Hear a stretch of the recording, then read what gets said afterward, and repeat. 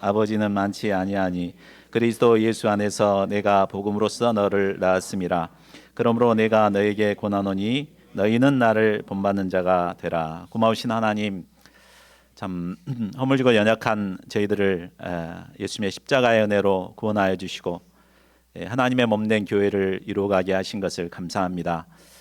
고린도 전서 말씀을 통해서 우리가 어떤 교회를 이루어가야 할 것인가를 가르쳐 주신 것을 감사합니다. 오늘 말씀을 통해서 우리의 목자 되는 우리 사도 바울의 본을 본받을 수 있도록 주님 도와주시옵소서.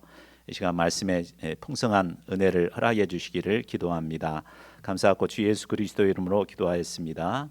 아멘.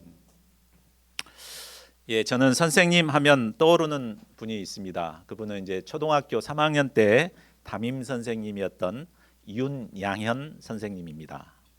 제가 지금까지 이름 석자를 기억한 이유가 있습니다. 처음 저의 담임이었을 때 그분은 저에게 많은 기대를 갖고 계셨습니다. 그러다 나중에는 그 기대에 미치지 못한 저를 벌을 주기도 하고 때리기도 하셨습니다. 저는 그 선생님이 저를 미워한다고 생각했었습니다. 시간이 흘러 제가 고등학교 다니고 있을 때 우연히 선생님을 길에서 마주치게 되었습니다. 당시 저는 폭풍 성장을 해 있었고 또 두꺼운 안경을 쓰고 있었습니다. 우리 때는 또 교복을 입고 머리까지 깎았거든요. 그러니까 교복 입고 모자까지 이제 눌러 썼으니까 선생님 나를 몰라볼 것이다 이렇게 생각하고 옆 친구들하고 이 얘기하고 이렇게 지나가려고 했습니다. 그런데 선생님은 먼 발치에서 저를 알아봤습니다. 그리고 또렷하게 제 이름 석자를 탁 불렀습니다. 너 어디 가? 이렇게 하면서 그때 얼마나 놀랐는지 모릅니다. 또 얼마나 부끄러웠는지 모릅니다. 선생님을 모른 척했던 것도 부끄러웠지만 무엇보다 선생님을 오해하고 미워했던 것이 너무 부끄러웠습니다. 그 뒤로는 이 윤양현 선생님 항상 기억하고 있고 스승의 날 되면은 그분을 이렇게 기억하고 있습니다. 자, 우리를 사랑하고 섬겨주시는 분의 진심을 모르고 이처럼 오해하는 일은 누구나 범하기 쉬운 문제입니다. 고린도 성도들 역시 그들을 섬겨주었던 영적 스승을 정확하게 이해하지 못하고 있었습니다. 이로 인해 분파와 갈등의 문제가 빚어지게 되었습니다. 사도 바울은 오늘 말씀을 통해 복음의 사역자인 바울이 복음의 일꾼으로서 어떤 삶을 살았는가를 증거합니다. 이를 통해 고린도 성도들이 어떤 삶을 살아야 하는가를 가르쳐주고자 합니다.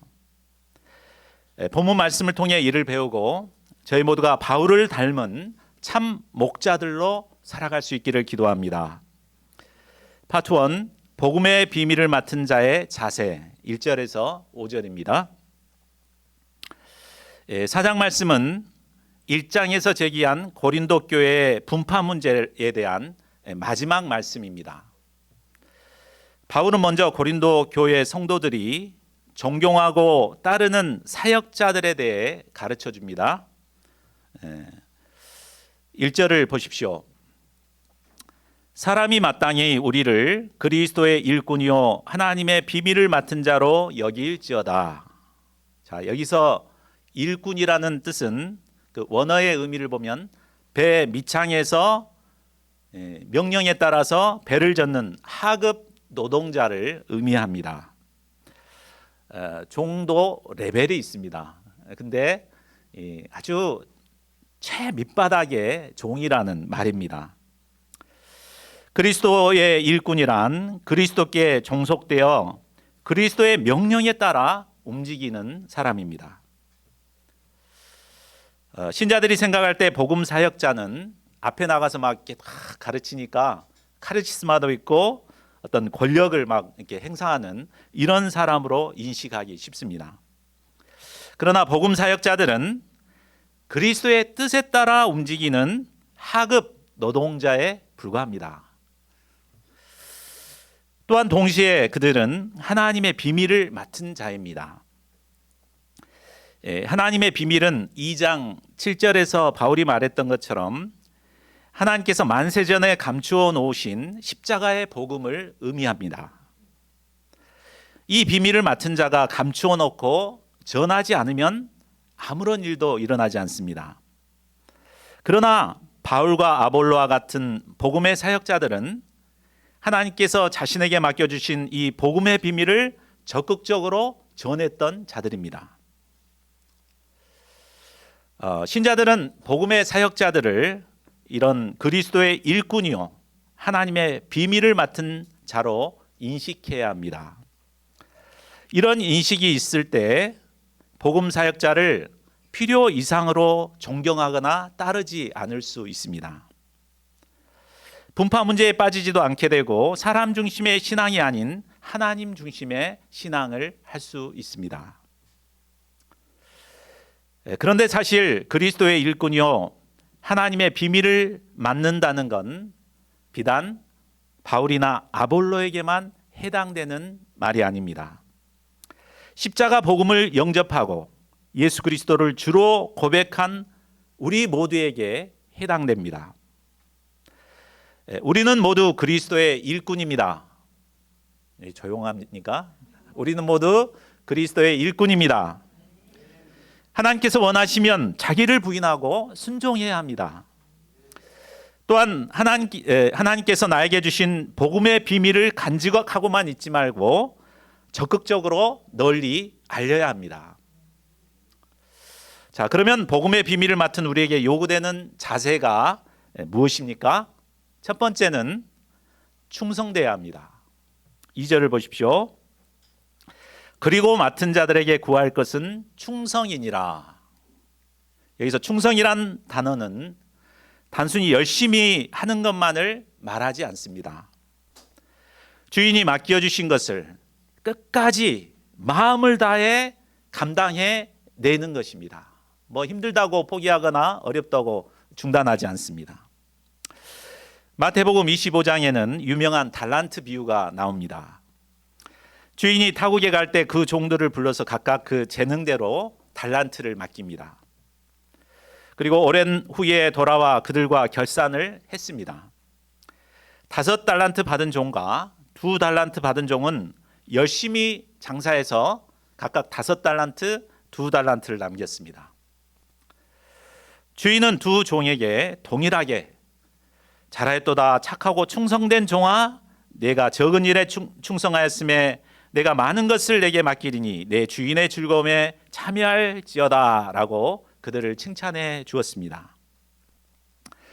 반면에 1달란트 받은 종은 그 받은 것을 땅에 감추고 있었습니다. 그는 주인을 오해하고 있었고 그 귀한 돈을 땅속에 묻어두고 아무것도 하지 않았습니다. 주인은 이런 그를 뭐라고 합니까? 악하고 게으른 종아라고 책망합니다. 그리고 그에게 준 1달란트를 빼앗아 10달란트 가진 자에게 주라고 하십니다. 자, 그리스도의 일꾼이요 하나님의 비밀을 맡은 자에게 필요한 것은 이런 충성입니다. 주인에게 칭찬을 받은 종들처럼 충성스러운 자세로 맡겨주신 복음의 비밀을 열어 사람들에게 알려야 합니다. 그런데 오늘날 우리가 가진 복음의 비밀을 다른 사람들에게 전하고자 할 때 참 환경이 그리 썩 좋지가 않습니다. 복음을 전했다가는 괜히 좋은 관계만 망칠 것 같습니다.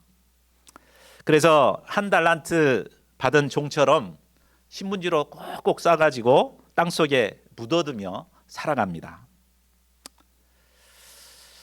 자, 그런데 문제는 어려운 상황이 아닙니다. 바로 우리에게 충성심이 있느냐 없느냐입니다. 우리에게 충성스러운 자세만 있다면 어떤 어려운 상황에서도 우리는 도전하여 유익을 남길 수 있습니다.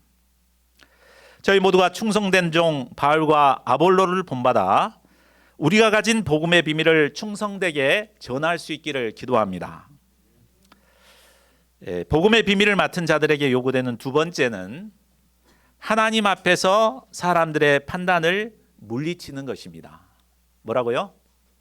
하나님 앞에서 사람들의 판단을 물리치는 거죠.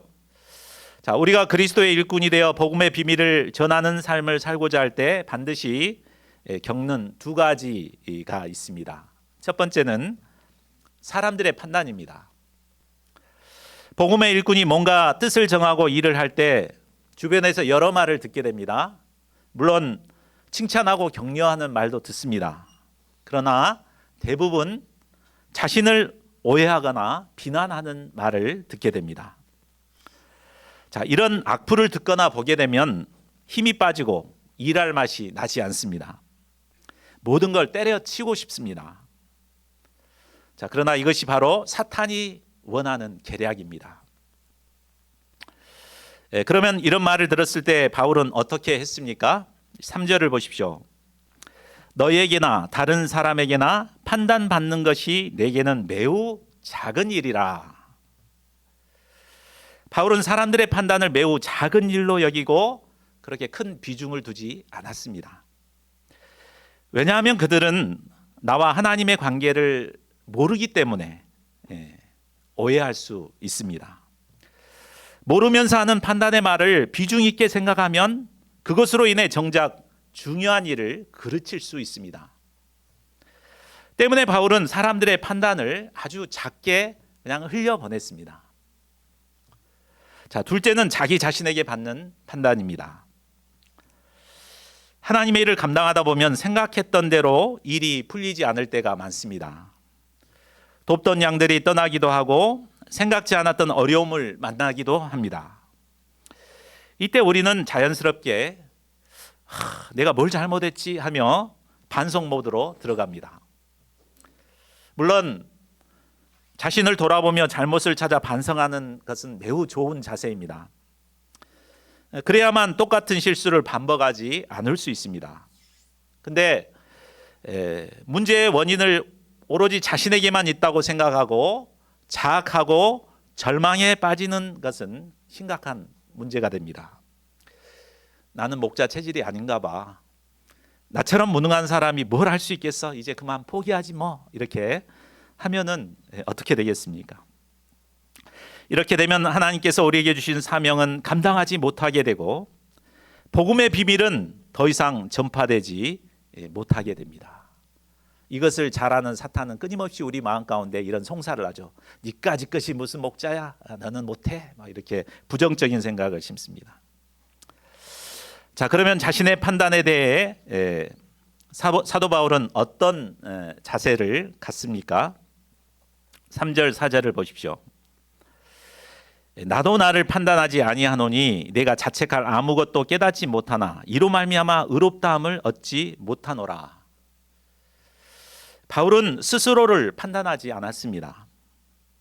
그렇게 한다고 해도 자책할 아무것도 깨달을 수 없고 그것으로 의롭다함을 얻지도 못한다는 것을 잘 알았기 때문입니다. 한마디로 그는 자신을 판단하고 자책하는 것은 백해 무익하다는 것을 잘 알았습니다. 이 때문에 바울은 결코 자신을 판단하거나 자책하지 않았습니다. 자, 그렇다면 바울이 어떻게 그렇게 할 수 있었을까요? 그것은 바로 하나님 앞에서 살았기 때문입니다. 4절 하반절과 5절을 보십시오.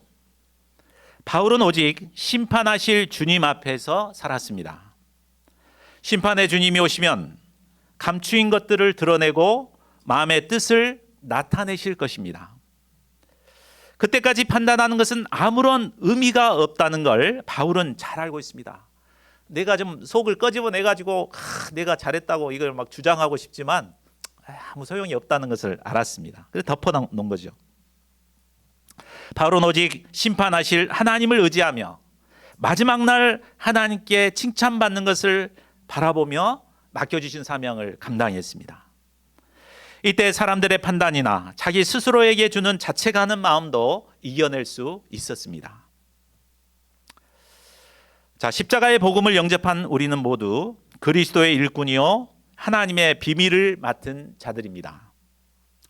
저희 모두가 충성된 자세로 맡겨주신 복음의 비밀을 전하는 자들이 되어야겠습니다. 또한 공의로 심판하실 하나님 앞에 살아가므로 사람들의 판단이나 자신의 판단에 얽매이지 않고 묵묵히 맡겨주신 사명을 감당하는 자들이 되어야겠습니다. 이를 통해 마지막 날 하나님께 칭찬을 받는 사명인들이 될 수 있기를 간절히 기도합니다. 파트 2, 만물의 찌꺼기 같이 된 바울. 6절에서 13절입니다. 복음 사역자의 자세가 어떠해야 하는가를 가르친 바울은 이제 고린도 교인들의 근본 문제에 도전합니다. 사도 바울로부터 복음의 비밀을 깨닫게 된 그들이 분파를 일으키며 분쟁하게 된 근본 이유가 무엇일까요? 사도 바울은 세 가지로 정리하고 있습니다. 첫째는 그들은 성경의 가르침에서 벗어난 것입니다. 6절을 보십시오. 형제들아, 내가 너희를 위하여 이 일에 나와 아볼로를 들어서 본을 보였으니 이는 너희로 하여금 기록된 말씀 밖으로 넘어가지 말라 한 것을 우리에게서 배워 서로 대적하여 교만한 마음을 가지지 말게 하려 함이라. 우리가 성경을 공부하는 이유가 무엇입니까? 진리가 무엇인가를 깨닫고 그 진리 가운데 살기 위함입니다. 바울과 아볼로는 성경 말씀을 가르칠 뿐만 아니라 삶을 통해서 모범을 보여주었습니다. 이를 통해 그들이 서로 대적하여 교만한 마음을 갖지 않고 말씀대로 살기를 원했습니다. 그러나 그들은 말씀은 말씀이고 삶은 삶이라고 생각했습니다. 바울과 아볼로를 통해 배운 성경 말씀은 그저 머릿속에 지식으로만 쌓아놓고 실제 삶에서는 자기 생각에 기초해서 마음대로 살았습니다. 성경 말씀에서 벗어나 자기 마음대로 살아가는 이것이 바로 영적인 교만입니다. 이런 영적인 교만으로 그들은 교회 내에 분파를 만들고 분쟁을 일으켰습니다. 둘째로 그들은 하나님이 주신 것을 마치 자신의 것인 양 자랑했습니다. 7절을 보십시오. 하나님께서는 고린도 성도들을 구별하지 않고 모두에게 풍성한 은혜를 베풀어 주셨습니다. 그들이 가진 것 중에 하나님께 받지 않은 것이 없었습니다. 하나님께서는 그들에게 생명을 주시고 죄사함과 구원의 은혜를 주시고 또 지혜와 명철과 은사도 주셨습니다. 바울과 아볼로와 같은 빼어난 그리스도의 종들도 허락해 주셨습니다. 그러나 그들은 하나님께 받은 것이 아니라 원래부터 자신이 가지고 있었던 것처럼 자랑을 했습니다. 하나님께 받은 은혜를 잊어버리고 자신을 자랑할 때 교만에 빠지게 되고 문제를 일으키게 됩니다. 사도 바울은 얼마든지 자신이 가진 것을 자랑할 수 있는 자였습니다. 그런데도 그는 어떻게 고백합니까? 15장 10절에서 내가 나된 것은 하나님의 은혜로 된 것이니 내게 주신 그의 은혜가 헛되지 아니하여 내가 모든 사도보다 더 많이 수고하였으나 내가 한 것이 아니요 오직 나와 함께 하신 하나님의 은혜로라 라고 고백합니다. 우리는 하나님의 은혜를 잊어버리고 마치 자기가 잘나서 된 것인 양 자기를 자랑하는 이런 배은망덕한 자들이 되지 말아야겠습니다. 셋째로 그들은 목자 없이 왕노릇하고 싶었습니다. 8절을 보십시오. 그들은 이미 배가 불렀고 풍성해졌습니다. 더 이상 목자에게 배울 것이 없다고 생각했습니다. 그래서 목자님들의 눈치를 보지 않고 자기 스스로 왕이 되어 살았습니다. 그러나 스스로 왕처럼 산다고 해서 왕이 되는 것이 아닙니다. 교만에 빠져 왕처럼 살고자 했을 때 오히려 트러블 메이커가 되었고 결국에는 패망에 이르게 될 것입니다. 바울은 고린도 성도들이 마지막 날 바울과 함께 왕노릇하기를 원했습니다. 이를 위해서는 반드시 교만하여 높아진 마음을 낮추어야 합니다. 우리가 어떻게 마음을 낮출 수 있을까요? 마음이란 가만히 내버려두면 자연스럽게 높아져 가는 것이 마음입니다. 마음을 낮추기 위해서는 바로 하나님의 말씀 앞에서 회개해야 합니다. 말씀 앞에서 회개할 때 높아졌던 우리의 마음은 낮아질 수 있습니다. 자, 신앙이 성숙하다는 것이 무엇입니까? 성경 지식을 많이 한다고 성숙한 자입니까? 아닙니다. 정말 마음을 낮추는 투쟁을 하고 겸손하게 낮아지는 것입니다. 참 우리 이다니엘 목사님 보면 얼마나 존경스럽습니까? 80세가 넘으셨는데 항상 말씀 앞에서 회개하는 소감을 이렇게 진솔하게 쓰시는 거 보면 참 은혜를 받습니다. 이처럼 우리의 마음이 겸손할 때 하나님께서 우리를 귀히 사용해 주십니다. 자, 그러면 고린도 성도들과 비교해서 바울은 어떤 삶을 살았습니까? 9절을 보십시오. 내가 생각하건대 하나님이 사도인 우리를 죽이기로 작정한 자같이 끄트머리에 두셨으며 우리는 세계 곧 천사와 사람에게 구경거리가 되었노라. 하나님은 사도인 바울과 아볼로를 끄트머리에 두셨습니다. 마치 낭떠러지 끝에서 살짝만 건들면 떨어져 죽을 것 같은 상황에 처하게 하셨습니다. 또한 천사와 사람에게 구경거리가 되게 하셨습니다. 사람들의 손가락질을 받고 조롱과 웃음거리가 되게 하셨습니다. 하나님께서 바울에게 이렇게 하신 이유가 무엇일까요? 바로 겸손하게 하기 위함입니다. 철저히 낮은 자리에서 하나님만을 의지하는 자가 되기를 원하셨습니다. 이를 깨달은 바울은 고린도후서 12장 10절에서 이렇게 고백합니다. 그러므로 내가 그리스도를 위하여 약한 것들과 능욕과 궁핍과 박해와 공고를 기뻐하노니 이는 내가 약한 그때의 강함이라. 하나님은 교만한 자를 물리치시고 겸손한 자를 기뻐하십니다. 이 하나님께서는 우리가 겸손히 자신을 낮추고 하나님을 의지하는 자들이 되기를 원하십니다. 이를 위해서 우리가 어떤 삶을 살아야 할까요? 바울은 10절에서 고린도 성도들의 삶과 자신의 삶을 비교하여 보여주고 있습니다. 우리는 그리스도 때문에 어리석으나 너희는 그리스도 안에서 지혜롭고 우리는 약하나 너희는 강하고 너희는 존귀하나 우리는 비천하여. 자, 바울은 당대의 최고 지성인이요 사회적으로도 높은 지위에 있었던 자였습니다. 사도로서 얼마든지 편안하고 존경받는 삶을 살 수 있었습니다. 그러나 그리스도를 위해 어리석은 자처럼 살았습니다. 하나님의 양들을 위해 약하고 비천에 처한 삶을 살았습니다. 반면 고린도 성도들은 바울의 희생적인 섬김을 통해 그리스도 안에서 지혜롭게 되었습니다. 강하고 존귀한 자들이 되었습니다. 11절을 보면 바울의 이런 삶은 편지를 쓰고 있는 그때까지도 계속되었습니다. 줄이고 목마르며 헐벗고 매맞으며 정처 없이 살았습니다. 12, 13절을 보십시오. 또한 바울은 경제적인 어려움 때문에 일을 해서 생활비를 마련해서 썼습니다. 심지어 모욕을 당해도 축복을 해줘야 했습니다. 박해를 받을 때는 참아야 했습니다. 비방을 받을 때는 변명하거나 해명하고 싶었지만 꼭 참고 권면해 주었습니다. 바울은 이런 자신을 한마디로 표현합니다. 우리가 지금까지 세상의 더러운 것과 만물의 찌꺼기같이 되었도다. 세상의 더러운 것, 만물의 찌꺼기는 세상에서 가장 더러운 오물을 의미합니다. 사람에게는 누구나 자존심이 있습니다. 그래서 조금이라도 자존심이 상하면 참지를 못합니다. 바울도 인간인지라 모욕을 당했을 때 어땠겠습니까? 저주를 퍼붓고 싶었을 것입니다. 그러나 바울은 꼭 참고 오히려 그를 축복해 주었습니다.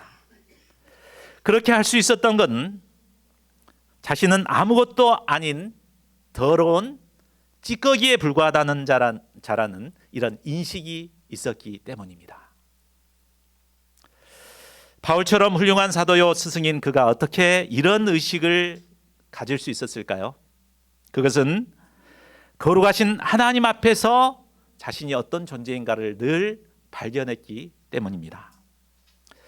만일 그가 사람들 앞에서 자신을 의식했다면 내가 신앙생활의 경력이 얼마인데, 내가 아는 게 얼마나 많은데, 이렇게 하면서 분노와 다툼으로 막 싸웠을 것입니다. 그러나 바울은 하나님 앞에서 자신이 찌꺼기와 같은 자임을 알았습니다. 이 때문에 자기를 부인하고 하나님의 뜻에 온전히 순종할 수 있었습니다. 하나님의 부르심을 받아 살아가는 우리에게도 원치 않는 고난이 찾아올 수 있습니다. 비록 바울처럼 만물의 찌꺼기는 아닐지라도 사람들에게 무시를 당하고 모욕을 겪을 때가 있습니다. 그때마다 우리는 사람의 시선이 아니라 바로 하나님의 시선 앞에서 이 문제를 바라봐야겠습니다. 바울처럼 하나님 앞에서 자신을 발견한 사람은 어떤 상황 속에서도 흔들리지 않습니다. 저희 모두가 바울의 믿음으로 고난을 이겨내므로 그리스도의 향기를 드러낼 수 있기를 기도합니다. 파트 3, 복음으로 나아기는 영적인 아버지 바울. 14절을 보십시오. 사도 바울이 고린도 성도들의 문제를 드러내는 것은 그들을 부끄럽게 하거나 망신 주기 위함이 아니었습니다. 마치 인자한 아버지가 사랑하는 자녀를 바로잡기 위해 권면하여 돕고자 함이었습니다. 자, 바울은 고백합니다. 15절을 보십시오.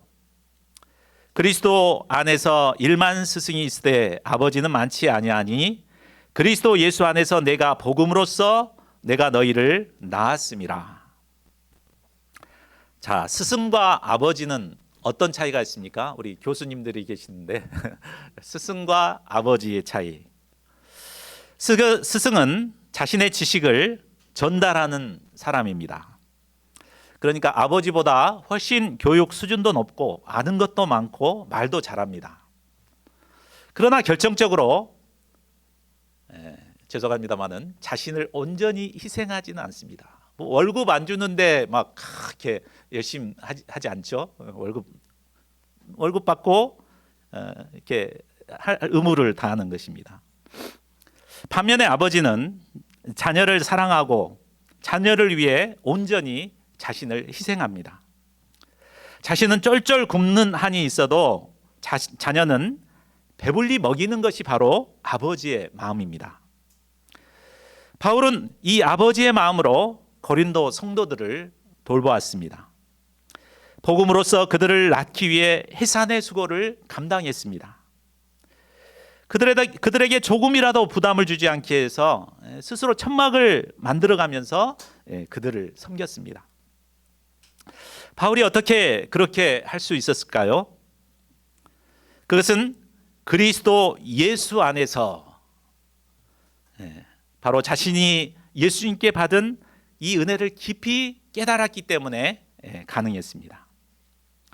그는 과거 예수님을 핍박하던 죄인 중에 괴수였습니다. 당장 심판을 받아 죽어도 할 말이 없는 죄인이었습니다. 그러나 그리스도 예수님은 그를 사랑하사 다메섹 도상에서 그를 만나 주셨습니다. 그의 모든 죄를 십자가에서 사해 주시고 이방인의 사도로 그를 불러 주셨습니다. 이 예수님의 은혜를 받은 바울은 예수님께 받은 그 은혜에 기초하여 고린도 성도들을 섬겼습니다. 고린도 성도들은 등것없이 교만하고 반발했습니다. 그러나 이런 그들을 아버지의 마음으로 끝까지 품고 섬겼습니다. 그들이 예수님의 십자가의 복음을 영접하기까지 해산의 수고를 감당하며 눈물로 기도하며 섬겼습니다. 이런 희생이 있었기에 그들이 복음을 영접하고 구원에 이를 수 있었습니다. 이제 바울은 고린도 성도들에게 권면합니다. 16절을 보십시오. 그러므로 내가 너에게 권하노니 너희는 나를 본받는 자가 되라.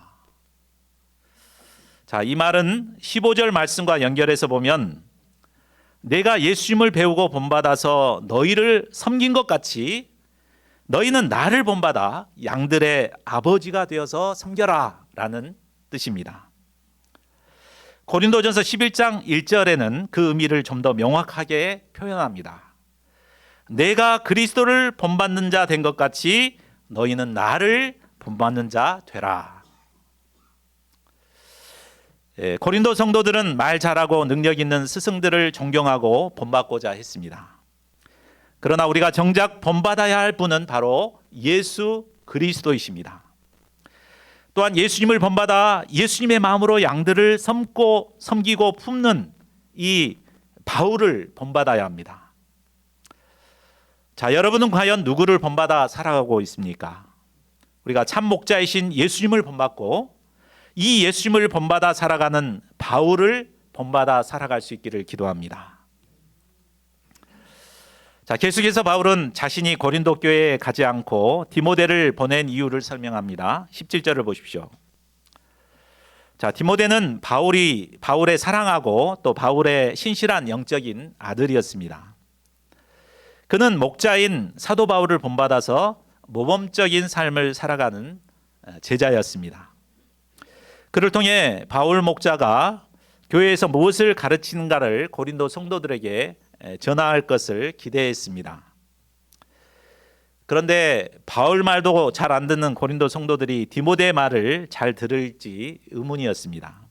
고린도 성도들 중에는 바울이 오지 않을 것이라 생각하고 스스로 교만해진 자들이 많았습니다. 자, 그러나 19, 20절을 보십시오.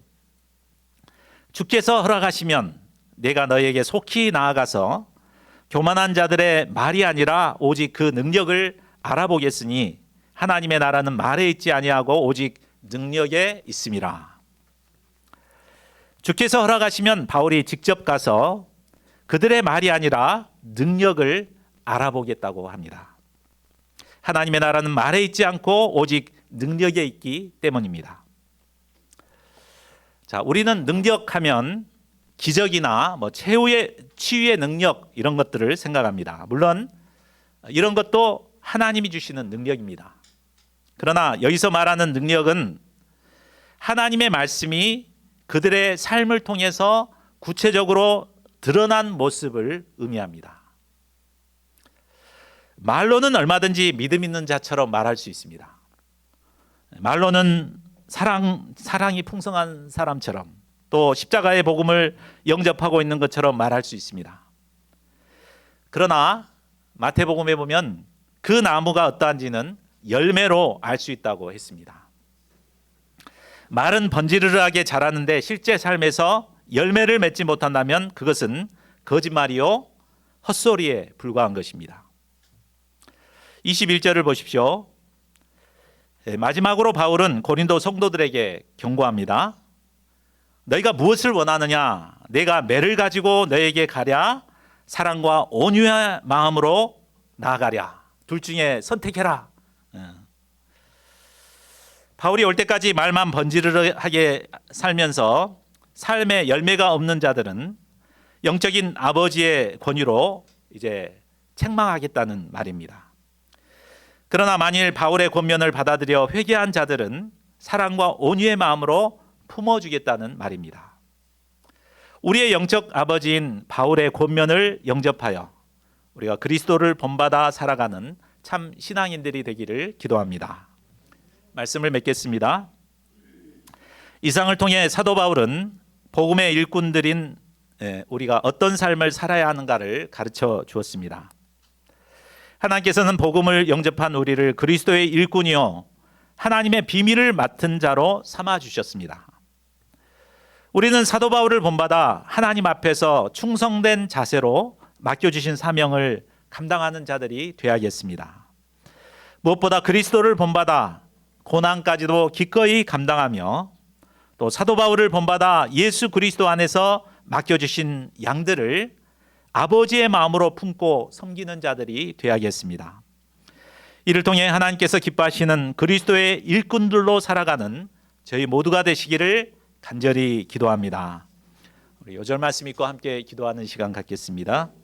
4장 15, 16절입니다. 시작. 그리스도 안에서 일만 스승이 있으되 아버지는 많지 아니하니 그리스도 예수 안에서 내가 복음으로써 너희를 낳았음이라.